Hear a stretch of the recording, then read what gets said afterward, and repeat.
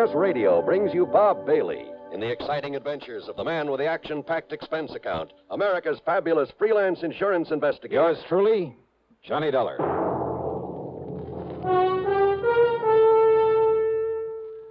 Munch, munch, munch a bunch of Fritos corn chips. And listen, since Fritos corn chips are fresh as spring itself, well, it seemed appropriate to give you a springtime gift. So Fritos have attached a free package of flower seeds on their large bags as their salute to spring. Now, there's nothing for you to mail in. Just buy a large bag of Fritos.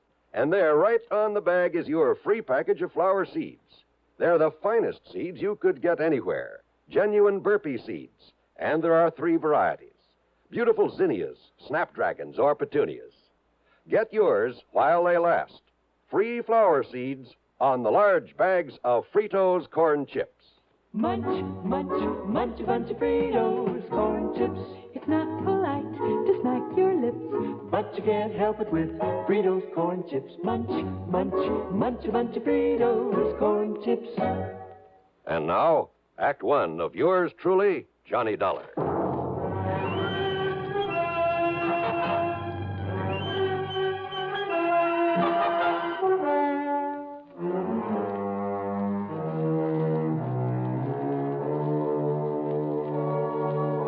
Account submitted by Special Investigator Johnny Dollar to the Continental Insurance Company, Chicago office. The following is an account of expenses incurred during my investigation of the Deep Down matter.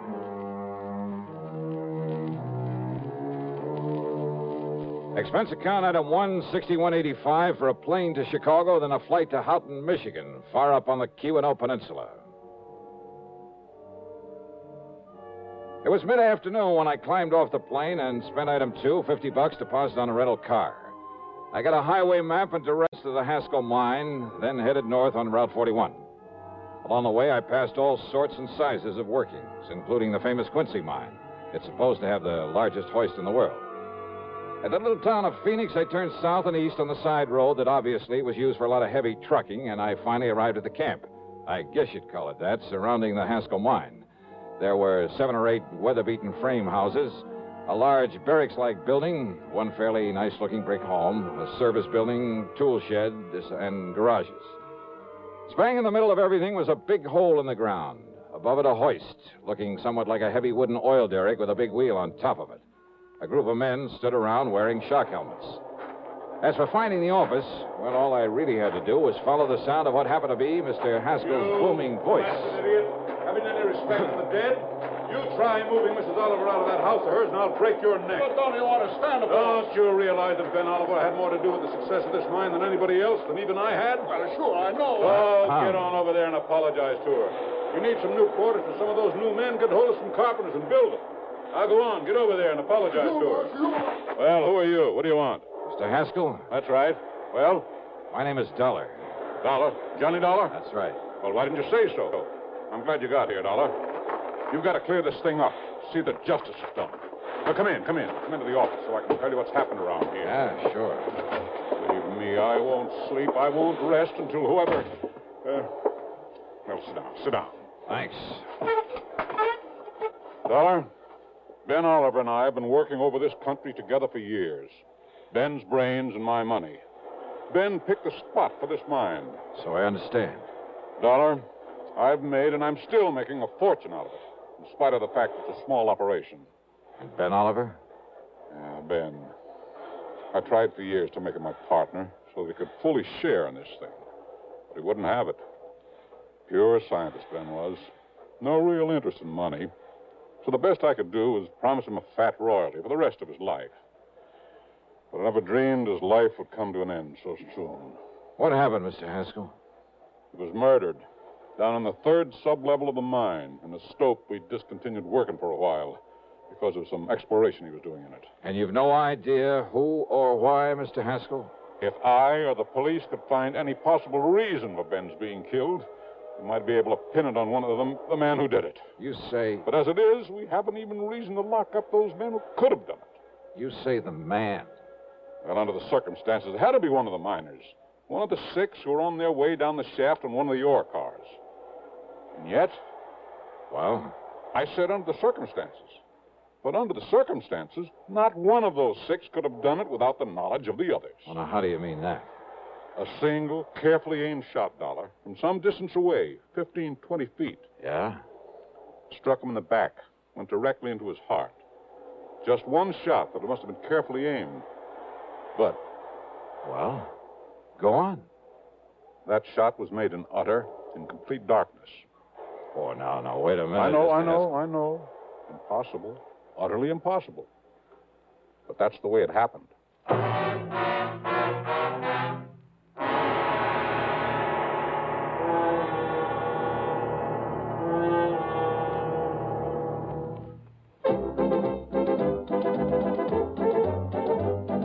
Winston tastes good like a cigarette should.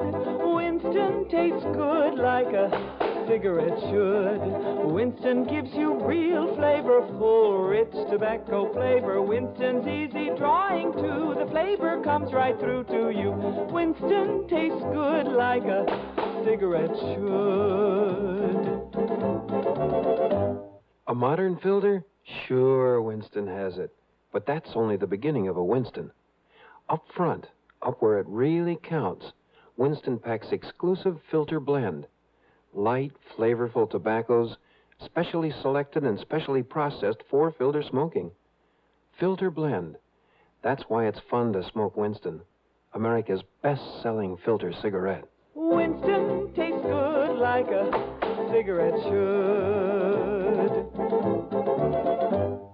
And now, Act Two of yours truly, Johnny Dollar and the Deep Down Matter.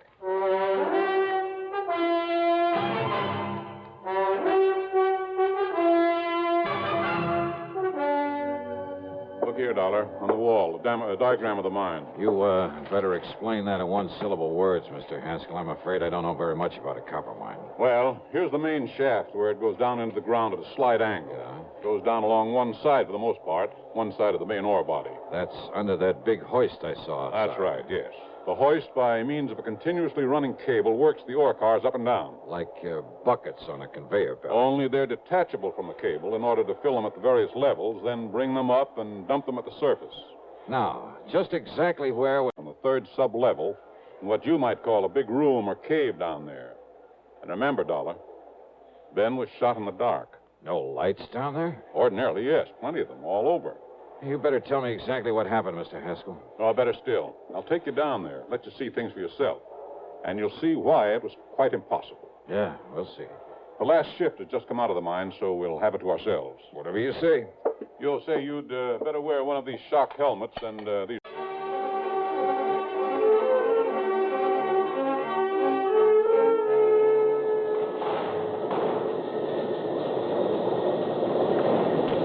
Riding that ore car down into the bowels of the earth was something I won't very soon forget. It jerked and shook and shuddered its way down the narrow tracks. The noise was deafening, and there was something eerie, something frightening about it as we plunged on downward. Picture yourself aboard a slow-moving, noisy roller coaster going almost straight down into utter blackness, and you'll have some idea of what I mean. Blackness, that is, except for the various levels we passed. All of them were strung with glaring electric lights, and I could see great caves. I believe you call them stopes, where the miners had cut away the ore. Here we are, Dollar, the third sub-level. There it is, Dollar, the stope where Ben was killed. This big cavern in front of us? Yeah. He was apparently chipping away some samples of rock there at the side with his back to this shaft. Well, now, wait. You said it was dark in here when it happened. But there's enough light in here now. Ben was checking some of this ore for uranium. Uranium? This country? We've kept it a secret. That is the possibility of it. I see. Well, go on. Well, he sent a message up to me asking me to get his scintillator, a Geiger counter, and so on. I picked them up at his home and brought them down here with the men, the 6 men I mentioned. And? As we reached this level, as I was about to disengage the car from the cable, the lights here suddenly went out. I stopped the car in its noisy fashion, and then, after a minute or so, one of the men struck a match. Dollar, do you see this light switch? We found somebody pulled it. One of the men aboard the ore car. It had to be. Anyhow, I turned it on. We had light again. And there at the side, 15 or 20 feet away from us, lay the body of Ben Oliver. Did you hear the shot? Above the noise of stopping the car? What's more, Well, Dollar... did anyone see the muzzle flash? No. You see, the weapon was a powerful air gun, a pistol of foreign make. We later found it at the bottom of the shaft. Fingerprints? No. The men were all wearing heavy leather gloves. Well, did any of them actually see Oliver here before the lights were cut off? I saw him. And it all happened in the few seconds between the time the lights went out, you stopped the York car, and put them on again. In total darkness, one of those men was able to fire accurately, the shot that killed him. No sign of a flashlight, anything like that. No. Then I see what you mean about it being impossible. Nevertheless, it was done, and by one of the men aboard the car. And that's why I sent for you, Dollar, in the hope that you, somehow, can bring the killer to justice. Well? Well, from here, Mr. Haskell, it looks like you've handed me a pretty large order. Act 3 of yours truly, Johnny Dollar, in just a moment. Welcome, recording star Mel Torme. It's terrible trying to sing with a bad cold. So I always take 4-way cold tablets to relieve cold miseries fast. Good idea. Tests of all the leading cold tablets proved 4-way fastest acting. 4-way starts in minutes to relieve muscular pains, headache, reduce fever, calm upset stomach, also overcomes irregularity. When you catch cold, try my way. Take 4-way cold tablets. The fast way to relieve cold distress and feel better quickly. 4-way, only 29 cents. Now, a word about another fine product of Grove Laboratories. To get rid of embarrassing dandruff in 3 minutes, change to Fitch Dandruff Remover Shampoo. 3 minutes with Fitch regularly is guaranteed to keep unsightly dandruff away forever. Apply Fitch before wetting hair. Rub in 1 minute. Add water, lather 1 minute. Then rinse 1 minute. Every trace of dandruff goes down the drain. 3 minutes with Fitch and embarrassing dandruff's gone. At the same time, Fitch can brighten hair up to 35%. Get Fitch Dandruff Remover Shampoo today. And now, Act 3 of yours truly, Johnny Dollar.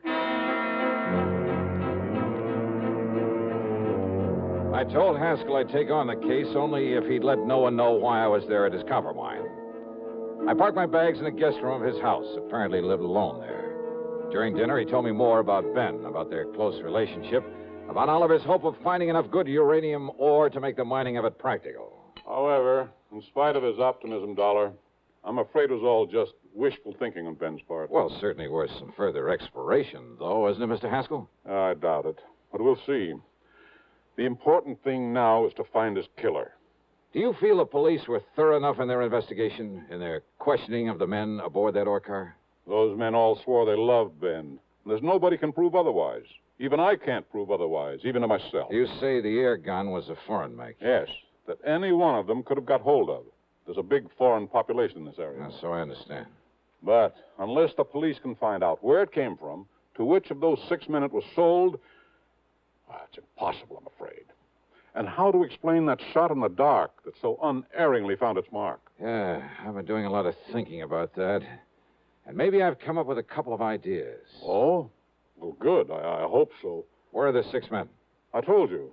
Beyond a general suspicion, simply because they were there, the police have had no reason to hold them. You'll find them in the bunkhouse, all of them. Then maybe I'd better have a talk with them. Oh, by all means, do.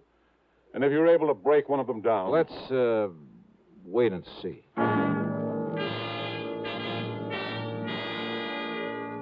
Yeah, I did have a couple of ideas about that impossible murder. I questioned the men without telling them my real status in the case. Bertram Haskell was always very good to Ben in his rather domineering way. But why do you ask? Well, it's good to know what kind of a man I'll be working for, if I take the job. Just be sure you look out for yourself, that you get full credit for any discoveries you made. Well, now, that doesn't quite tie in with what you just finished saying. Selfish, self-effacing, so easy to take advantage of. Oh, no, I shouldn't talk that way. You sound as though you don't quite trust Mr. Haskell. Please, I didn't mean that at all. I see. I understand your husband thought there might be uranium in this unlikely spot. He was sure of it, Mr. Dollar. He told you so? I typed out his report to Mr. Haskell. Oh? Do you remember what he said in it? Only that he was certain it had great commercial possibilities and that he... Only that he what, Mrs. Oliver? No, it isn't nice the way I'm thinking. The way I was thinking then, so let's not talk about it. Well, look, this job, Mrs. Oliver, do you realize that it might mean a great deal to me? That if there's some reason why I shouldn't take it, well, isn't it only fair that you tell me? All right. You seem like a nice young man, so I'll tell you this. Yes? In the report, I made Ben say that he felt he should share in the uranium profits, the way he was not able to share in the money from the copper he discovered. I see. Thank you. Your husband had various instruments for detecting uranium, didn't he? Yes, I'll show them to you. Oh, good. They're here in the closet. The things Mr. Haskell was taking down to him the day that he... Yeah, I see. Geiger counter. And I guess this thing is a scintillator. Yes. And this? Oh, it's some kind of a special light, I think. Black light? Yes, that's what he called it. Sure. And it activates certain... And here are the shoes he was wearing. The nice warm jacket. Wait a minute. Yes? This black light. This thing is still working, and it is. Look, Mrs. Oliver. Why, yes. Isn't that strange, the glow it makes on his... What is it? Oh, Mrs. Oliver, I believe it's the solution to a murder. I borrowed the scintillator, the counter, the lamp, and I put on the jacket he'd worn that day. Put it on underneath my topcoat. I went back to Haskell's home and told him I had a theory about how one of the men aboard that ore car could have aimed so accurately in the darkness of the mine. But that I'd like to check it out down underground. He didn't quite understand what it was all about, but he agreed to go down there with me again. Anything, he said, to help find the killer of his old friend.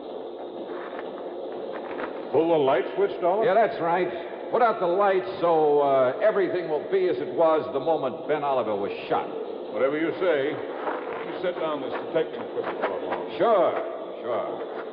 Now, off with the lights, huh? Very well. Now, look, I'm going to feel my way to the spot where Oliver was working. And it should be right about here. Well? I'm taking off my top coat, Mr. Haskell. Oh, why? Because under it, I put on the jacket that Ben was wearing when he was killed. I see. Now, in a second or two, I'll turn around so the back of this jacket will be facing you so that you can see it. See it? How? You'll see the spot in the middle of the back that was dusted with some radioactive material. By you. What are you talking about? Yeah, so that you could see it with the help of that black light. And I'm sure you have it in your hand by now. Have you turned it on, Haskell? Yes, it's on. And I'm sure you can see the target on the back of this coat. The same as you could see it in the dark the day Ben Oliver was killed. Can't you? Can't you, Haskell? Yes. A perfect target for you. That's right. Dollar.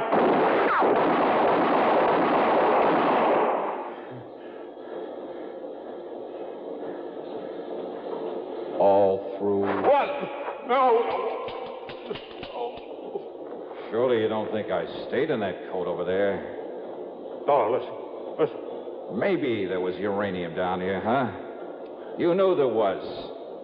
And you knew the only way you could keep all of the profits from it was by getting rid of Ben Oliver. All right, but listen, Dollar. Oh, listen. drop dead. And maybe you will, Haskell, if you try anything funny on the way back up to the surface. No. You see, this gun of mine is still loaded.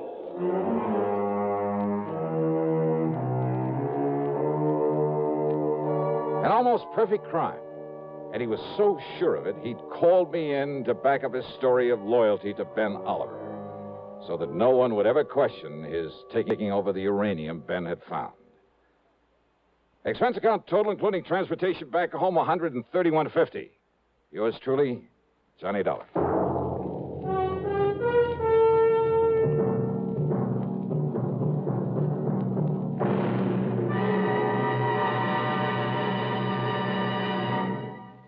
Our star will return in just a moment.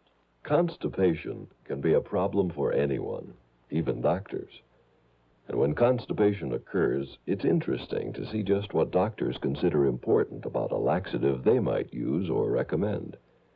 Well, a majority of the doctors we heard from had this to say. A laxative should be effective, gentle, close to natural acting. A medicine that can be used with complete confidence. Now, X-Lax has been popular with many doctors and millions of people over the years because chocolated X-Lax is effective. Overnight, it helps you toward your normal regularity. X-Lax is so gentle, so close to natural acting, there's no upset. That's why many doctors and millions of people use X-Lax with complete confidence. X-Lax, the laxative that helps you toward your normal regularity, gently, overnight. Now here is our star to tell you about next week's program. Next week, Denver, Colorado, and a string of supermarket robberies. And what a racket. Join us, won't you? Yours truly, Johnny Dollar.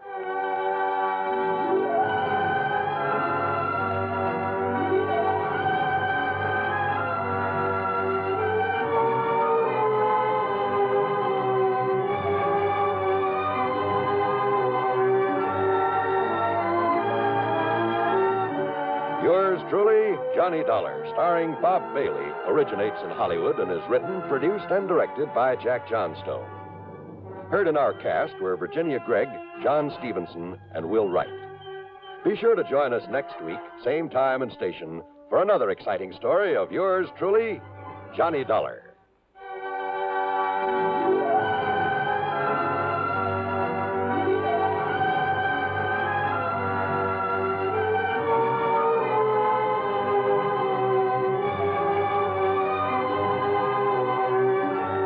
This is John Wall speaking.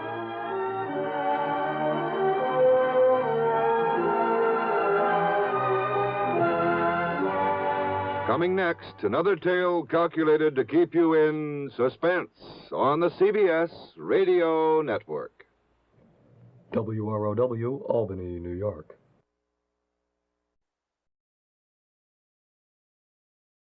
At Grainger, we're for the ones who specialize in saving the day, and for the ones who've mastered the art of keeping business moving. We offer industrial-grade supplies for every industry, with same-day pickup and next-day delivery on most orders, all backed by real people ready to help. So you can get the right answers and products right when you need them. Call, click Grainger.com, or just stop by. Grainger, for the ones who get it done.